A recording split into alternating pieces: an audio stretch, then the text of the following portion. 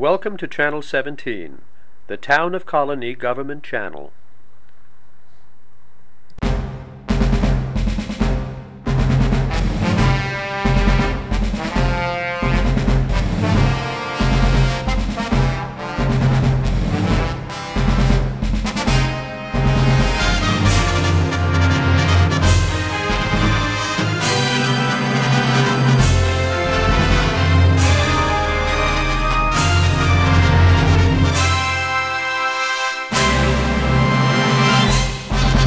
All right, well, welcome to our new show. This show is called 30 Books in 30 Minutes. My name is Joe Nash. I work here at the library, and I'm here with Zina Shevchik, another librarian here.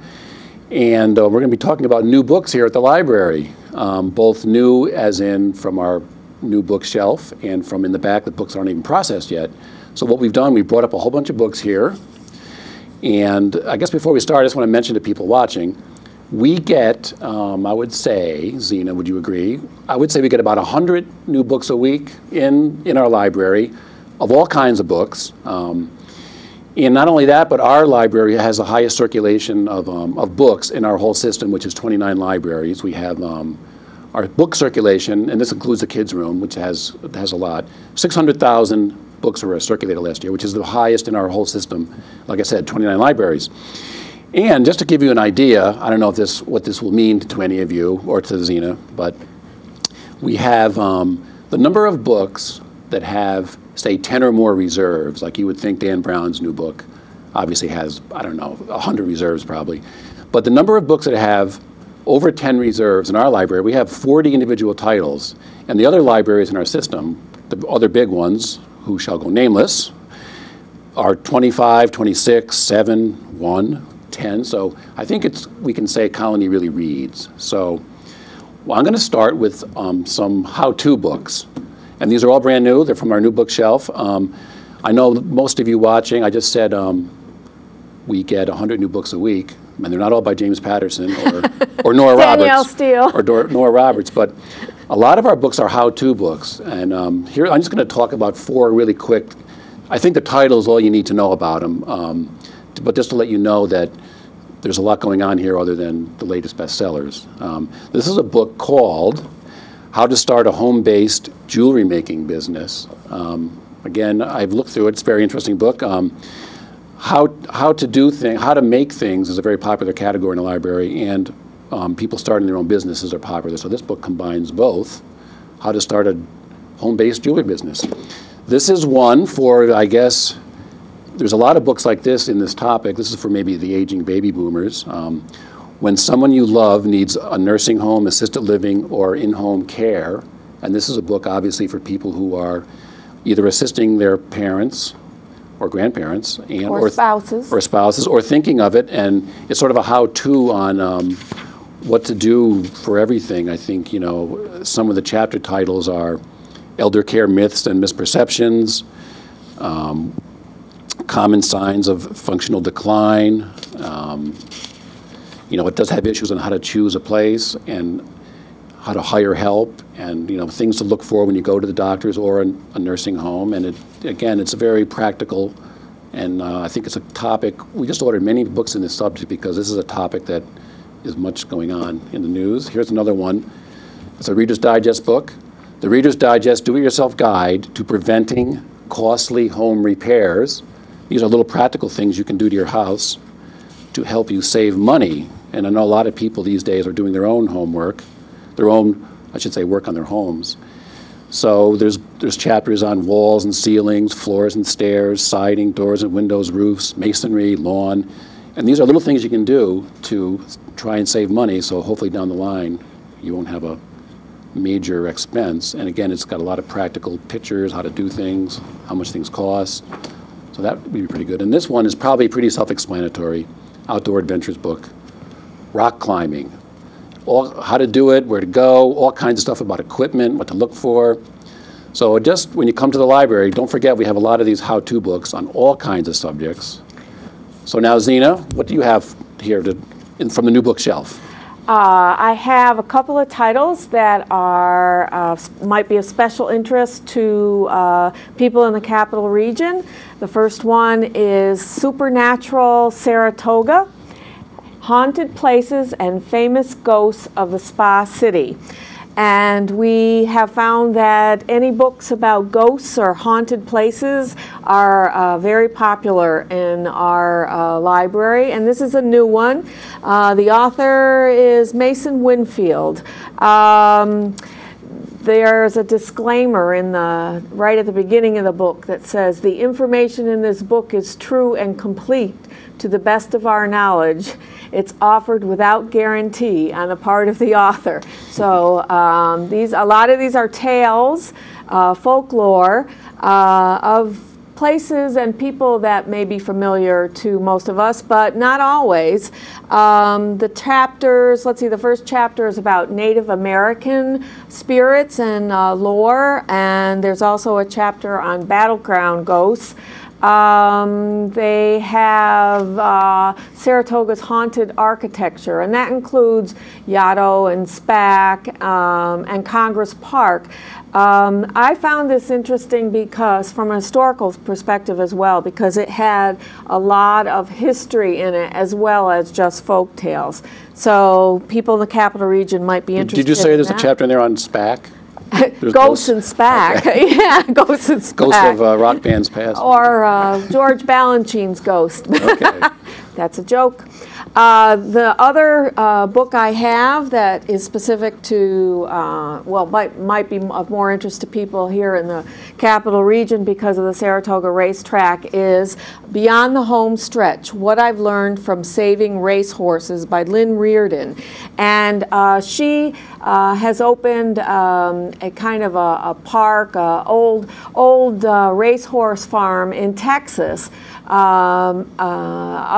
Thoroughbreds that had gone rogue in a sense, or had different kinds of disabilities or just temperament problems, and how she formed the ranch. And she tells little stories about each of the more exciting horses that she's dealt with and helped live a life after the racetrack. So Beyond the Home Stretch by Lynn Reardon. Okay. You, Joe? All right, I'm going to choose a book here. One of my favorite authors, his new novel, it's very short, Philip Roth. I'm sure most of you know Philip Roth. This book's called The Humbling. I have not read it yet, but I have read all his last 7 or 8 books, and as Philip Roth is getting older, he seems to be getting very bleak in his approach to life. Happens to all of us.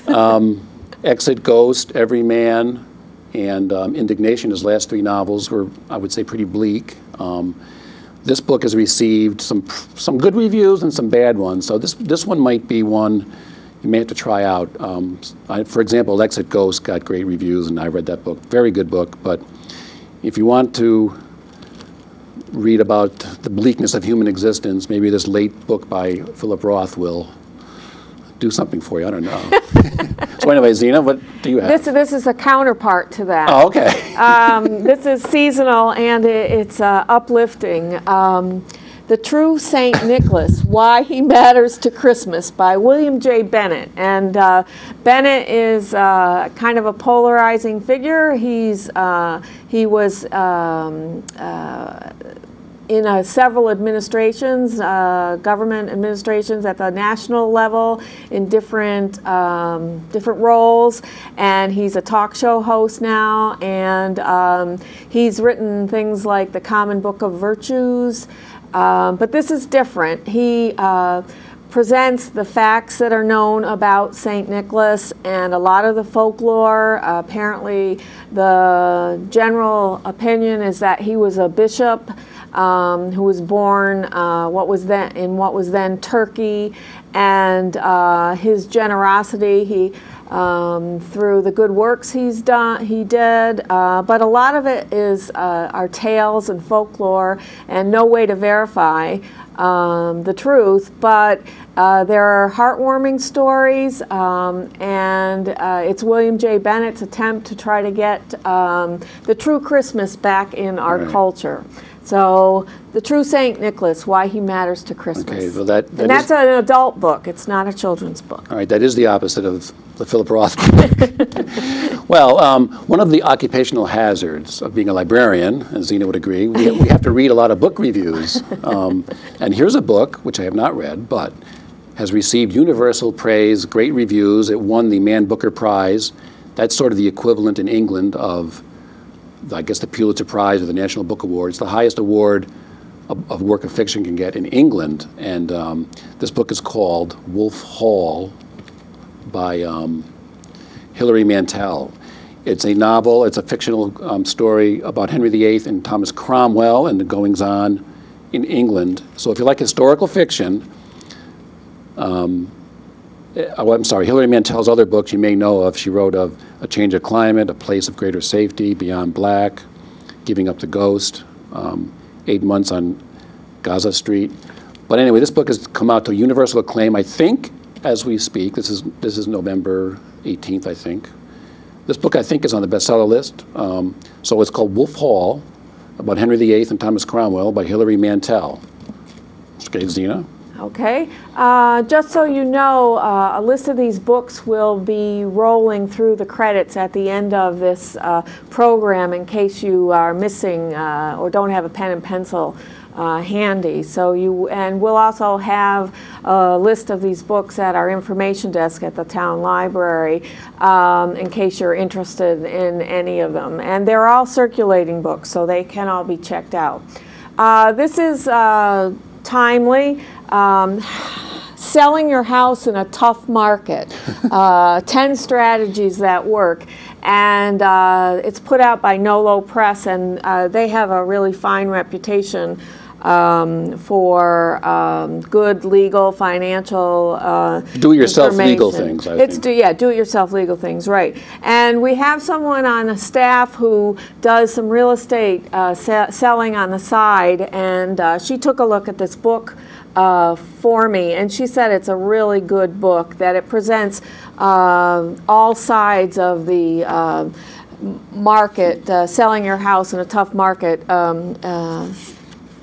perspective, and it talks about how to price it right, what repairs you should do before you put it up for selling, and about staging homes for selling is a big thing right now, and how to decide whether or not to pay for somebody to stage, and the pros and cons of using a real estate agent or selling it yourself.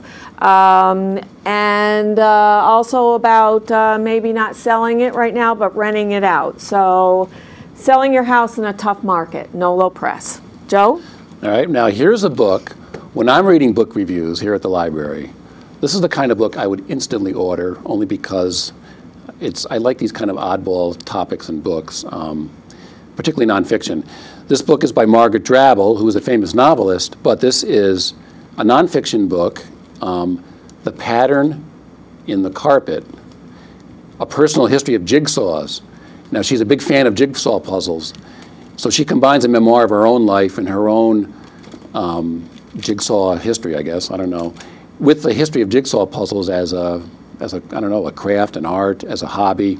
And she says, one thing she says about it is jigsaws offer her and other people a soothing relief from melancholy and depression. So I find jigsaws depressing. I mean frustrating, because they're very difficult to do. But anyway, this book, again, got really good reviews, very interesting. So if you like oddball things, kind of like, the history of there's books about the history of the cod or salt, or histories of one subject. There's a lot of these kind of books out. So this is a history of jigsaw puzzles, and Margaret Drabble, very famous writer, so I'm sure it's well written, but it did get good reviews, and this is just one more book I've added to my list that I want to read someday, but that list gets longer every week when these new books come in. So Zina, what do you have there? All right. This is, to me, is interesting, although normally I'm not a fan of books on architecture. This is called The Secret Lives of Buildings, From the Ruins of the Parthenon to the Vegas Strip in 13 Stories, by Edward Hollis. And his premise is that a building is not just a building in one set period of time, that the buildings evolve according to the time and culture of the period. And obviously buildings generally last longer than people. So he talks about how the Parthenon, which was a ruined temple, for most of us, at least that's what we know it as, was for centuries a working church and then a mosque. And he talks about the Berlin Wall and how it's now being treated as a precious relic.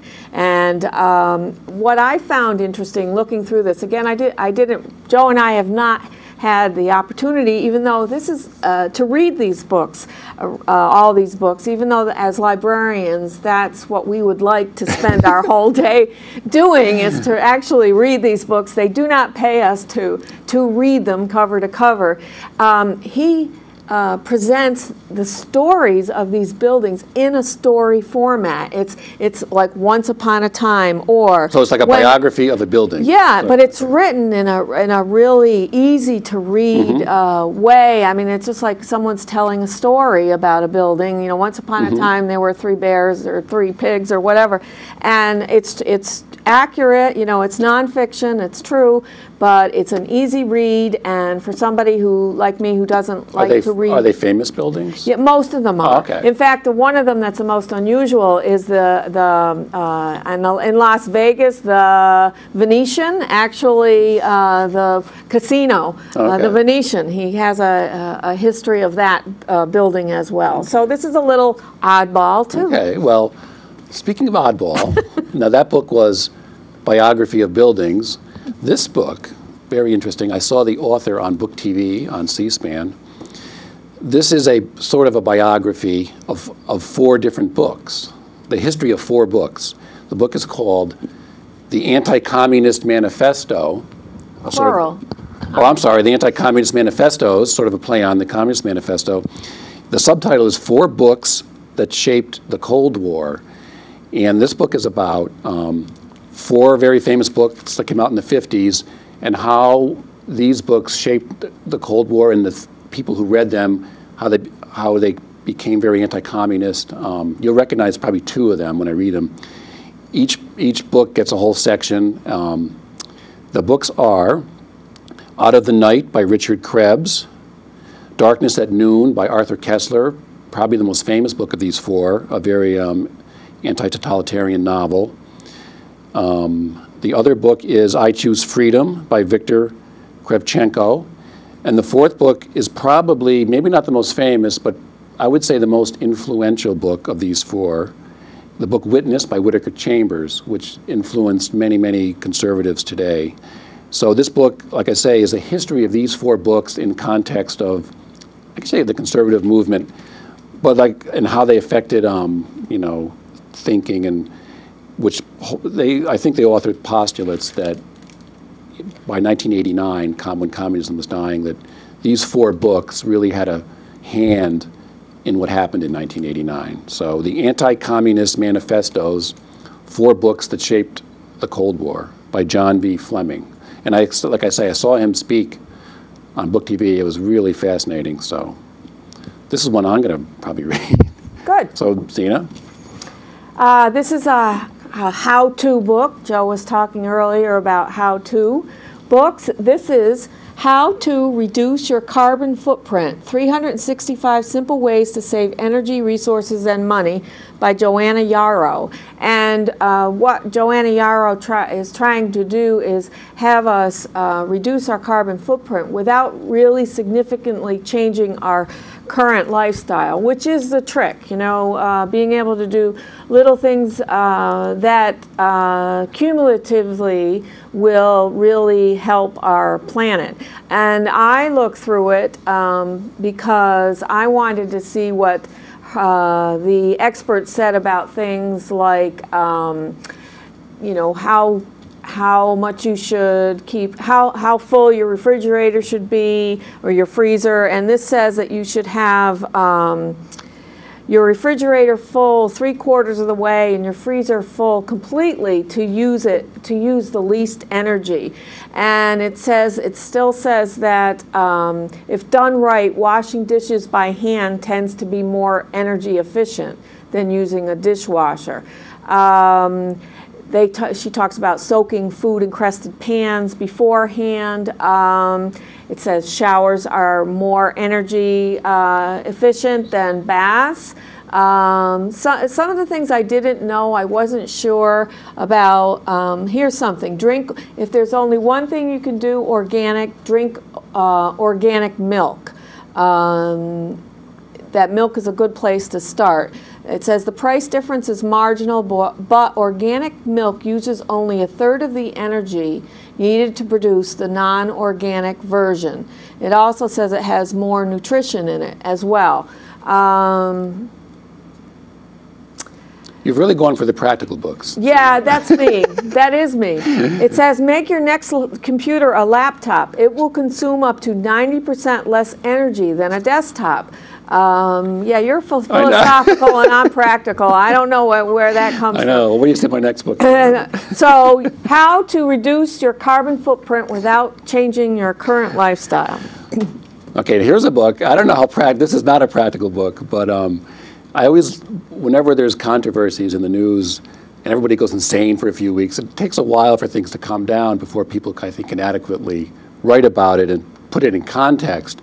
So then this is a book called Burying Don Imus, with the subtitle is Anatomy of a Scapegoat. And I think from what I've read about the book, again, I haven't read it, it just came out. This is from the University of Minnesota Press. The author's name is Michael Awkward, who is a black professor of Afro-American literature at University of Michigan.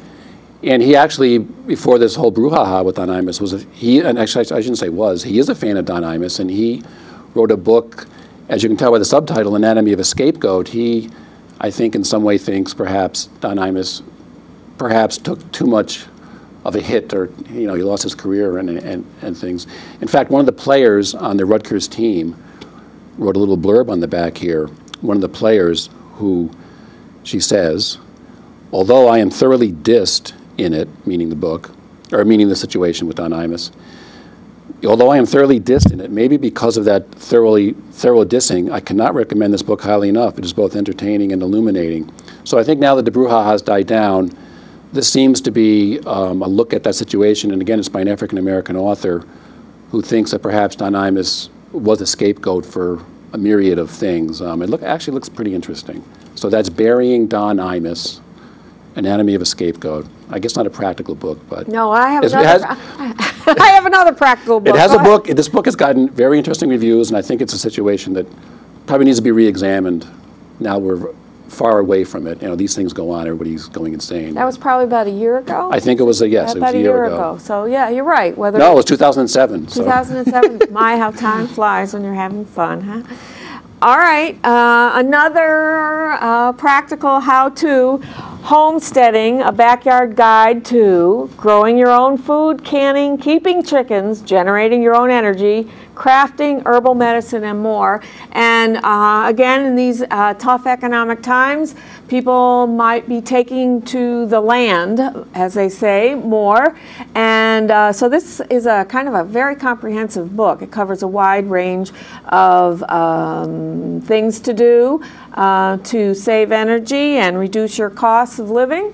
And it also has wonderful pictures. It is a big, solid book. And it has a lot of pictures. It shows very clearly, for example, how to make sure that the top of a canning jar is sealed properly. It doesn't just tell you. It shows you how to make sure that it's safely sealed. Let's see, how to conserve water with a rain barrel, how to preserve jams, jellies, fruits, and vegetables, how to keep bees, how to make cheese, butter, yogurt, and ice cream. I've thought about trying to make yogurt again. We used to do that in the 1970s. How to establish a container garden, how to dip candles, how to brew beer, as well as make herbal teas. Homesteading. All right. Well, I think people, if you're watching, there's an amazingly wide range of books that we get at the library. So many people come in and all they do is sort of look for the bestsellers or reserve the bestsellers or only go to the mystery section, but there's really, it's an embarrassment of riches, I would say. Now, I'm a huge fan of books about the astronauts and the original Mercury, Gemini, and Apollo programs. I've read many of the books, of course, The Right Stuff, Man on the Moon by Andrew Chaikin, a book called Moondust, some of the astronaut biographies and autobiographies. Now, this book is new in the sense that it's a new edition. It's a 40th anniversary book. So the book is actually 40 years old, but it has a new introduction by the author. It's called Carrying the Fire by Michael Collins. And from what I've read of all my astronaut and NASA books, I haven't read this one yet, but this one is considered the best one of all the astronaut books, including, Buzz Aldrin wrote a couple of books that were very well received. So Michael Collins was the pilot on Apollo 11. Apollo 11 landed on the moon, or the LEM did. The LEM did. Well, Michael Collins was the guy who stayed in the capsule, and a lot of the book is about the training and what comes up to it, about the early 60s, and he was part of the Gemini program too first. And like I say, a lot of the reviews I read, or if you go on Amazon, many people think this is the best astronaut memoir in the whole history of that genre. So that's Carrying the Fire, An Astronaut's Journey by Michael Collins. It's a new 40th anniversary edition, and I think Michael Collins wrote a new introduction. So that's what I was going to ask you. So the book did come out in 1974, but again, a lot of the reviews of this new edition that I read said it's really great that this book is back in print because it's really considered an all-time classic, if you like that genre. So. Okay. This is, I'm talking about a series of books we have here in the library, The Best American, and then you fill in the blank, writing. And it's an annual publication in most cases. And I'm not sure, Joe may know, because I think he does some of this ordering, how far back we have some of these series. But the ones that intrigue me are the best American political writing of the year. And of course, since we've been through this tumultuous presidential election, and it seems like we're still going through it, I find it fascinating that they've picked out certain journal articles, magazine articles, or essays in some newspapers, editorials during this very exciting presidential election year. One thing about those series is for all of them, Best American Political Writing, Best American Essays, Best American Travel Writing, they always have a guest editor who's very prominent in the field, so you sort of get their sensibilities and what they pick. Like the political one the guest editor was Matt Tabai, who's the political editor, and he wrote about the 2008 campaign for Rolling Stone. So I think you make it a different take if. So every year it is. They all have different guest editors. Yeah. So you have to read about who the editor is. Yeah, for example, on the Best American Short Stories, the year that Stephen King chose them a couple years ago, it was considered one of the best ones ever. Now again, is that because of Stephen King? Who knows? But it's interesting to look at the editors of these.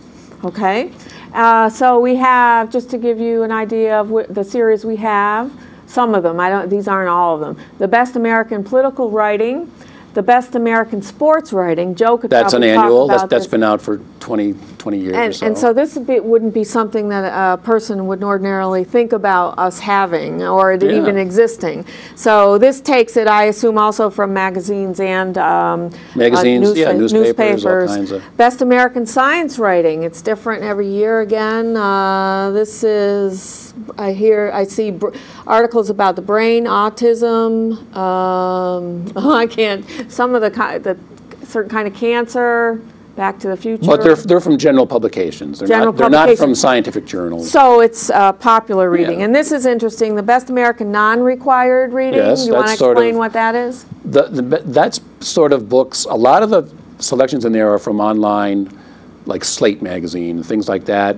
And it's readings and stories and articles, I think it has fiction and nonfiction, from not your normal, the New Yorker, Harper's, Atlantic. Not the mainstream. Not the mainstream, and a lot of them are online things, a lot of things you might not have come across if you just read sort of the mainstream magazines. Okay, so we also have the Best American Mystery Writing, the Best American Short Stories, but just so you know that these are there. If you're not looking for a whole book to read, these are, you know, short little pieces.